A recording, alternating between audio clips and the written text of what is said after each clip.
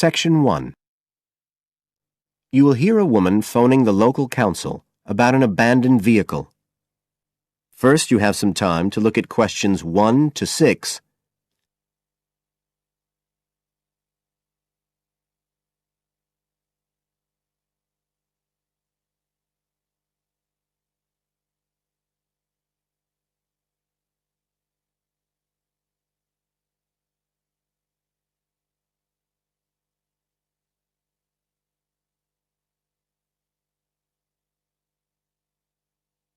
You will see that there is an example which has been done for you. On this occasion only, the conversation relating to this will be played first.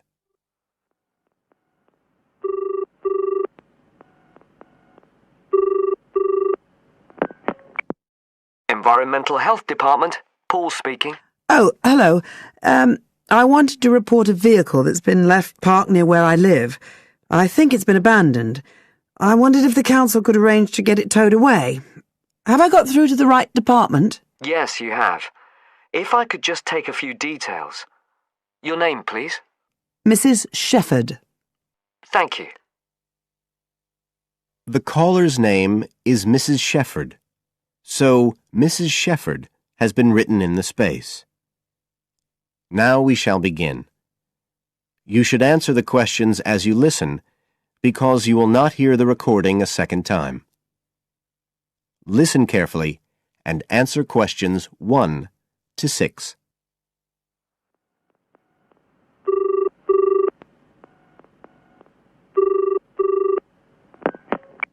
Environmental Health Department, Paul speaking. Oh, hello. I wanted to report a vehicle that's been left parked near where I live. I think it's been abandoned. I wondered if the council could arrange to get it towed away. Have I got through to the right department? Yes, you have. If I could just take a few details. Your name, please? Mrs. Shepherd. Thank you. It's not my vehicle, though. I just thought someone ought to report it. No, that's fine. What I need to do is take some details first, then we can decide what to do about the problem. Oh, I see. So the next thing I need to know is your address. Right, it's 41 Lower Green Street, Yes? Barrowdale. And the postcode's WH4 5JP. Fine. And if I could just ask for a telephone number. It's 01778 552387. I'm out quite a lot, but you can just leave a message on the answer phone if you need to. Or I could give you my mobile number. That's all right, don't worry. Now, could you tell me a little more about this vehicle? You say it's been abandoned. Well, it certainly looks like it. Can you give me an idea of where it is? Yes, it's near the main road that goes through Barrowdale. Is that the A69? Yes, that's right. Now, there's the primary school just towards the end of the village, and then next to that, next to the children's playground, there's a field, and it's in there. Oh. I wonder how it got in there. Well, there's a gate to allow farm machinery in and out.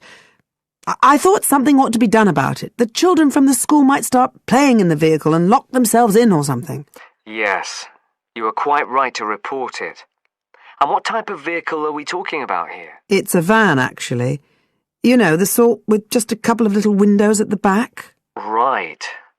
You don't happen to know the make and model, do you? Oh, yes. I went and had a look and got all the details. I thought you might need them. I'm surprised the school hasn't contacted you about it. Anyway, I wrote the details down. Right. It's a Catala, and the model's a Flyer 2000. Is that Flyer? That's right. Very good. And the colour? Well, it's not all that easy to see because it's absolutely filthy. And actually, it looks as if it's had a paint job at some stage. It's blue, but you can just see white underneath where it's been scratched. Right. Well, I'll just make a note of the present colour, and if you could just tell me the vehicle number. Did you make a note of that? Oh, yes. It's S322GEC. Okay. Before you hear the rest of the conversation, you have some time to look at questions 7 to 10.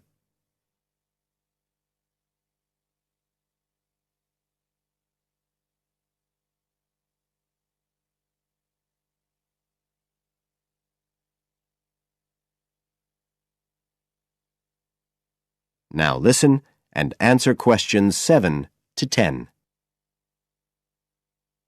And it sounds as if the general condition of the vehicle isn't too good, from what you say. No, it's pretty poor. It wouldn't be drivable. It's got a flat tire and there's a crack in the windscreen. I reckon someone just wanted to get rid of it. That's usually the way. It's been there for nearly a week. No, it must be 8 days. I remember it was a Sunday morning when I noticed it. It wasn't there the day before. I walk past it most days on the way to the shops. I'd have thought the school would have reported it. Does the field actually belong to the school? No, it's part of Hill Farm Estate. Right. I'll just make a note of that. And I don't suppose you have any information about who might own the vehicle? No, I've no idea. So what will you do now? Well, we'll come and have a look and see if we can trace the owner. And if we can't, the vehicle will be removed as rapidly as the law permits. It could be anything up to 20 days. One thing I should say, I'm quite sure this doesn't belong to anyone round here. I'd definitely recognise it if it was from someone who lived here. So you don't think it was anyone local? Right. I'd say at a guess we're looking at a stolen vehicle here. I did wonder if it might have been. You hear such a lot about car thieves nowadays.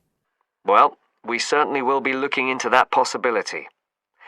Anyway, thank you for contacting us, Mrs. Shefford, and we'll keep you informed of what happens. Right. Thank you very much. Goodbye. Goodbye. That is the end of Section 1. You now have half a minute to check your answers.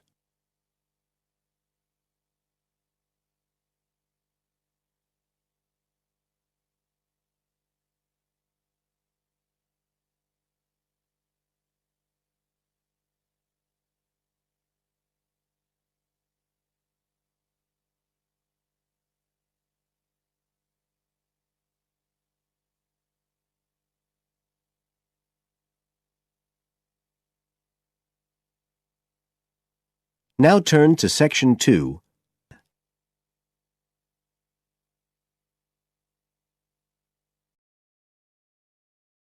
Section 2. You will hear a tour guide talking to a group of tourists who are visiting a historic town on the east coast of the USA. First, you have some time to look at questions 11 to 17.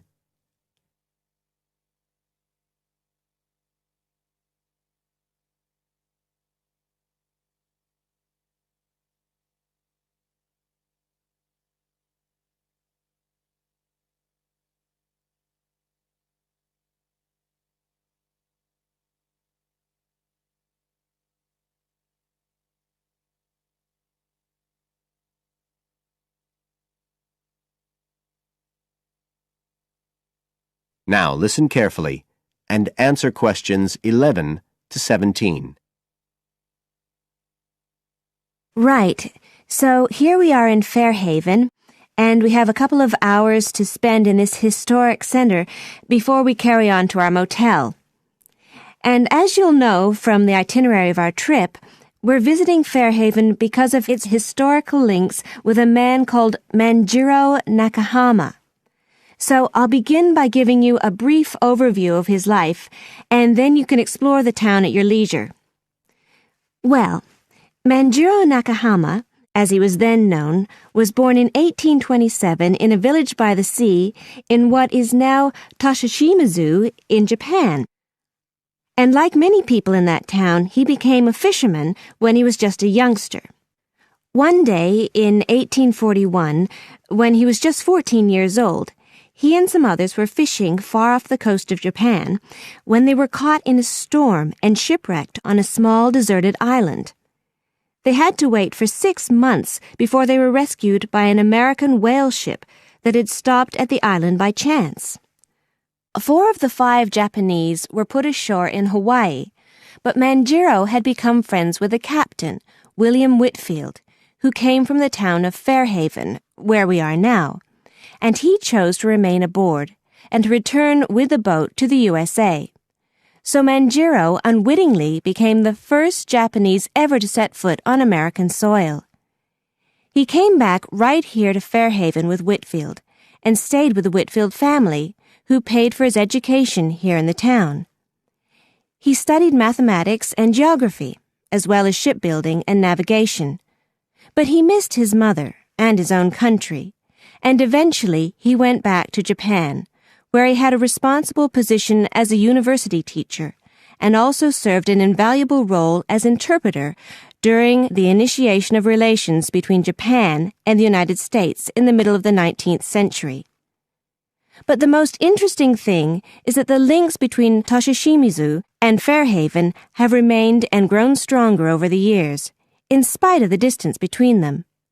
And in fact, the two places now have the official status of sister cities. Both places are ports, so in fact the inhabitants have a lot in common.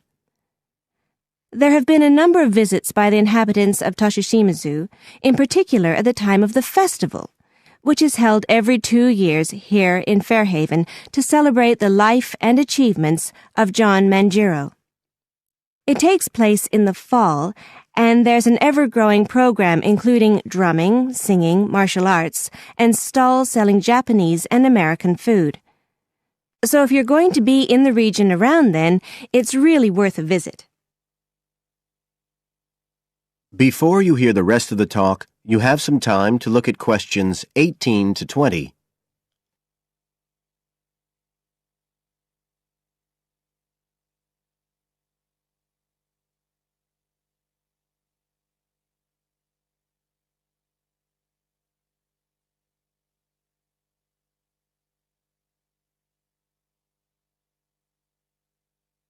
Now listen and answer questions 18 to 20. Now, many of the buildings that Manjiro Nakahama knew in Fairhaven are still standing today. And so if you'd just like to hand round some copies of this map, I'll suggest the best route to follow to see them. Okay, so if you look at the bottom of the map, you can see the Millicent Library, and that's where we are now. Now, to follow the John Manjiro Trail, you go out of here along Center Street and then head up Main Street until you get to Pilgrim Avenue. Go down there and turn right at the end. Go straight on, and just on the corner with Oxford Street, you'll see a 2-story house. This is the Whitfield family house, and this is where Manjiro first stayed when he came to Fairhaven. It's still a private residence, so please respect the owner's privacy. Okay, now if you carry on along Oxford Street, then turn left at the end, you'll come to North Street, and about halfway down there is what's known as Old Oxford School. This was the very same school that Manjiro attended when he lived here. It was considered to be the best school in town because of the quality of the building. Unusually, it was built of stone, and the quality of the teaching. Nowadays, it's usually closed, except on special occasions. Go on to the end of North Street and turn the corner onto Adams Street. If you follow the road down back towards the library, you go round a couple of sharp bends, and on the second of these, you can see the School of Navigation, which Manjiro also attended. And if you follow the road on, you'll soon find yourself back here at the library. And I'd suggest you spend some time looking around that too, if you have any time left. Right. Now, does anyone have any questions? That is the end of Section 2. You now have half a minute to check your answers.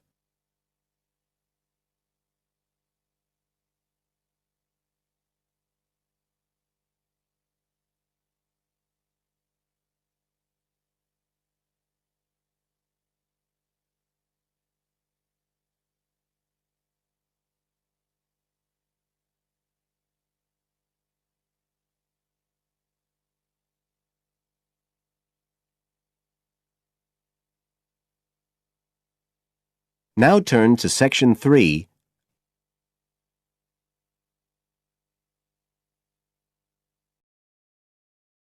Section 3. You will hear part of an interview between Dr. Hilsden, a member of staff on a fashion design course, and a student, Julia, who is applying to do the course. First, you have some time to look at questions 21 to 23.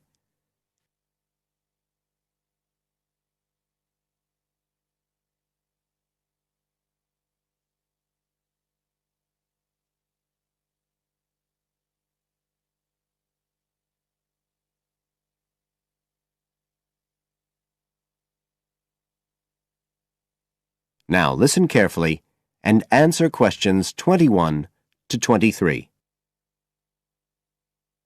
Right, Julia. So, from your CV and portfolio, and what you've already told me, you seem to be very much the sort of person we're looking for on the postgraduate course.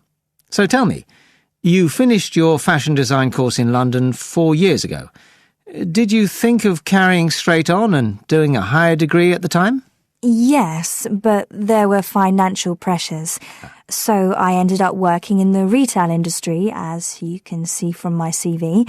And actually, it was a very useful experience. In what way? Well, I was lucky to get the job with Fashion Now. They're a big store. And one of my priorities was to get as much experience as possible in different areas. So that was good because I had the chance to work in lots of different departments. And having direct contact with the customers meant I was able to see how they reacted to innovation, to new fashion ideas. Because with Fashion Now, a designer might show something in New York or Milan, and there'll be something similar in the shop within weeks. So that was probably the most useful thing for me. Right. And so what's made you decide to do a postgraduate course now? Well, while I enjoyed working at Fashion Now, and I learned a lot there, I felt, the way forward would have been to develop my managerial skills, rather than my skills in fashion design, and I'm not sure that's what I want to do. Yes. When I was doing my degree in London, I'd been interested in women's wear, but I know that there's been a lot of work done in areas like new fabric construction. And though I'm not intending to go too deeply into the technology, I'd be very interested in looking at how new fabrics could be used in children's wear. So I'd like the chance to pursue that line. Yes, good. And are you at all concerned about what it's going to be like coming back into an academic context after being away from it for several years? No, I'm looking forward to it. But I'm basically more interested in the application than the theory.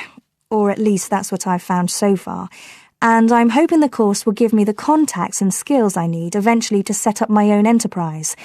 I'm particularly interested by the overseas links that the department has. Yes, many of our students look overseas or to international companies for sponsorship of their projects. You now have some time to look at questions 24 to 30.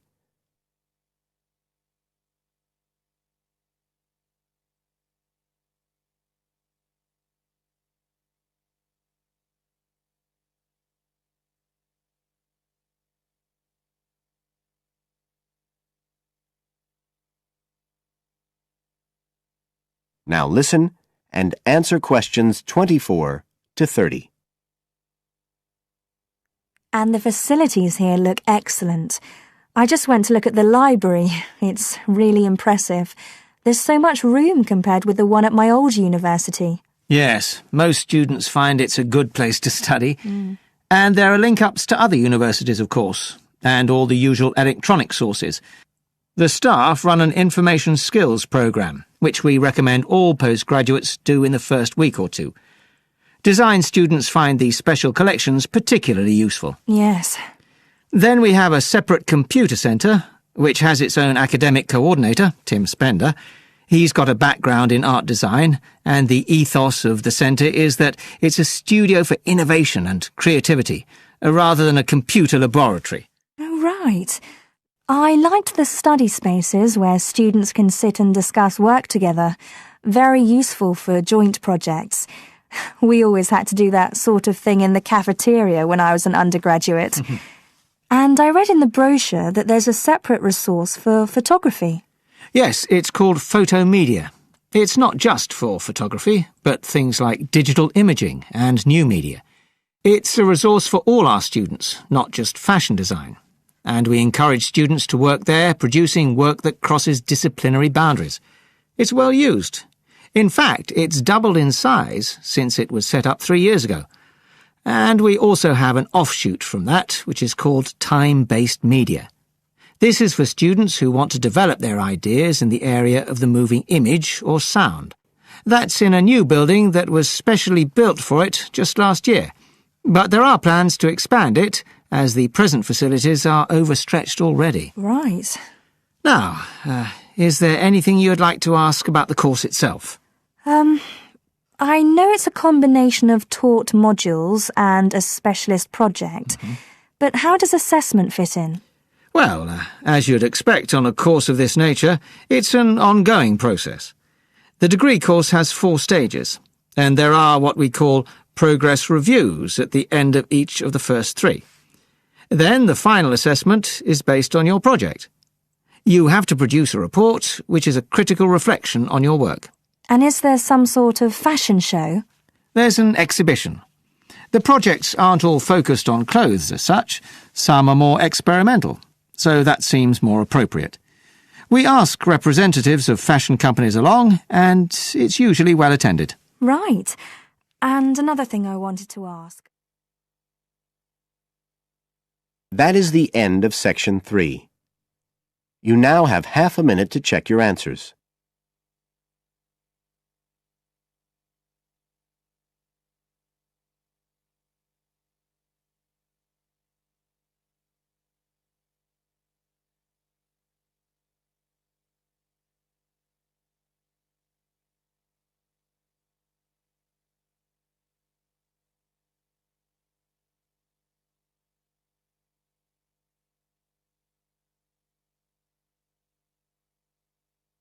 Now turn to Section 4.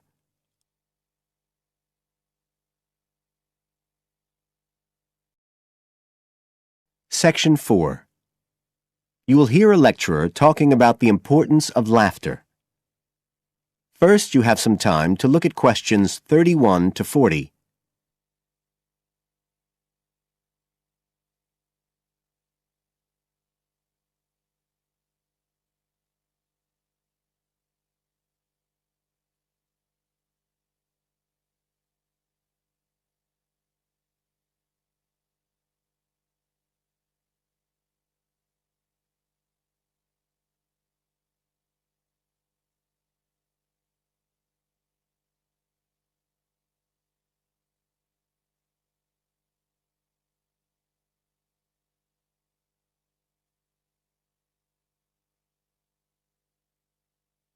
Now listen carefully and answer questions 31 to 40.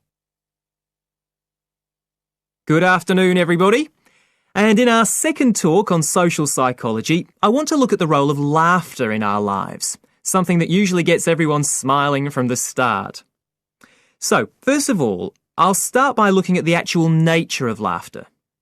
Well, when someone laughs, you've got movement of the muscles of the face and the chest, and you've got sound formed when the air's forced out of the body as part of this process. So we're talking about a physical activity. But obviously, other things are involved as well, and this is where it gets more complicated. Laughing isn't something that you normally decide to do, so it's not voluntary behaviour like ordinary speech. Instead, it's regulated by our instincts, rather like the singing of a bird or the roaring of a lion. And once you start to laugh, it can be quite hard to stop. That's not always under your conscious control either. But why do we laugh? Because we find something funny, most of us would say. But in fact, it appears that laughter has little to do with jokes or funny stories. Only about 10% of laughter is caused by things like that. One suggestion is that human laughter may have originally started out as a shared response to signal relief at the passing of danger. And it's true that even these days, laughter's rarely an activity carried out by an individual on his or her own. In fact, people are 30 times more likely to laugh when they're with other people than when they're completely alone. Laughter still seems to be a kind of social signal. It occurs when people are in a group and they're comfortable with one another. And it seems likely that laughter can result in the creation of bonds between the people in the group. And it's precisely because of this social aspect of laughter that people like public speakers and politicians often try to get their audience to laugh. It encourages their listeners to trust them and to connect with them. But this kind of thing, controlling the laughter of a group that is, indicates that there's a link between laughter and power. And this is supported by several studies that indicate that bosses use humour more than their employees. And research has also shown that female listeners are likely to laugh much more if the speaker is male. So it appears that there are gender issues associated with how much we laugh. I should also point out that laughter can be used as a negative signal as well as a positive one. I think we've all probably seen evidence of a group using laughter to exclude someone, to emphasise that they are not accepted. So it's not always a positive type of behaviour either. So what all this goes to show is that laughter is a very, very complex issue.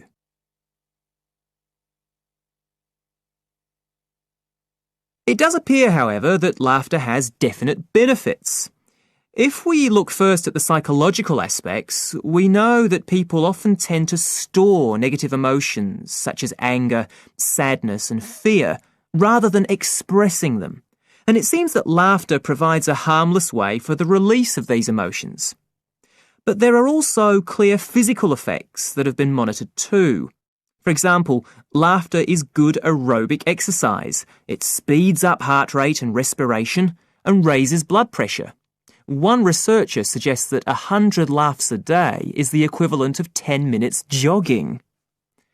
Laughter also helps prevent the stress that so many people suffer from today, which results from the faster pace of life and all that goes with it. It does this by reducing the levels of hormones in the blood which are caused by stress. And in addition, it is known to increase the levels of chemicals that protect the body from infection or pain, and so it helps to boost the immune system. One interesting study showed that people who had had surgical operations asked for fewer painkillers if they'd been viewing comic films. In fact, research has even shown that the quality of dreams can be positively affected by laughter. A good laugh 10 minutes before going to sleep can prevent you from having bad dreams and give a much more pleasant and restorative night's sleep. So there's now little argument that finding things funny and enjoying a good laugh is extremely beneficial to us all. What we need to consider now are the ways in which laughter can be used as a treatment for people who... That is the end of section 4. You now have half a minute to check your answers.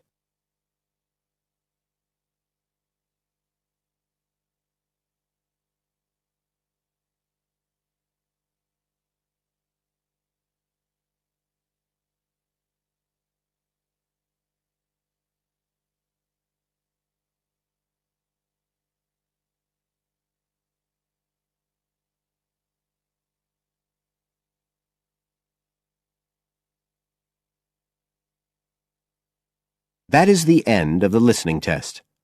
You now have 10 minutes to transfer your answers to the separate answer sheet.